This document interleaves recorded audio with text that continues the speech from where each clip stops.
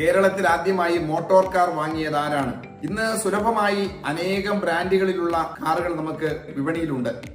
എന്നാൽ 1900 കാലഘട്ടത്തിൽ വളരെ അപൂർവം മാത്രമാണ് കാറുകൾ ഉണ്ടായിരുന്നത്. 1901-2 കാലഘട്ടത്തിലാണ് ആദ്യമായി കേരളത്തിൽ ഒരാൾ കാർ സ്വന്തമാക്കുന്നത്. മാവേലിക്കര മുട്ടം ആലുംമൂട്ടിൽ കൊച്ചുകുഞ്ഞ് ചാന്നാർ എന്ന വ്യക്തിയാണ് ആദ്യമായി കേരളത്തിൽ മോട്ടോർ കാർ സ്വന്തമാക്കിയ വ്യക്തി.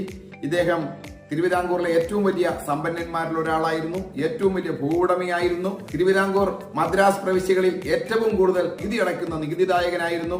അദ്ദേഹം തിരുവിതാംകൂർ മദ്രാസ് പ്രവിശ്യകൾ അടയ്ക്കുവാനുള്ള ഏതാണ്ട് 12,000 വരുന്ന പവൻ നായർ പട്ടാളത്തിന്റെ അകമ്പടിയോടുകൂടി നേരിട്ട് മദ്രാസിൽ അടയ്ക്കുകയാണ് ചെയ്തിരുന്നത് എന്നാണ് പറയുക.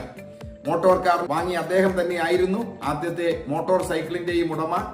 ആലുംമൂട്ടിൽ കൊച്ചുകുഞ്ഞ് ചാന്നാറാണ് കേരളത്തിലെ ആദ്യത്തെ മോട്ടോർ കാർ ഉടമസ്ഥൻ. ഇത്തരം അറിവുകൾക്ക് മാനവീയം സബ്സ്ക്രൈബ് ചെയ്യുക.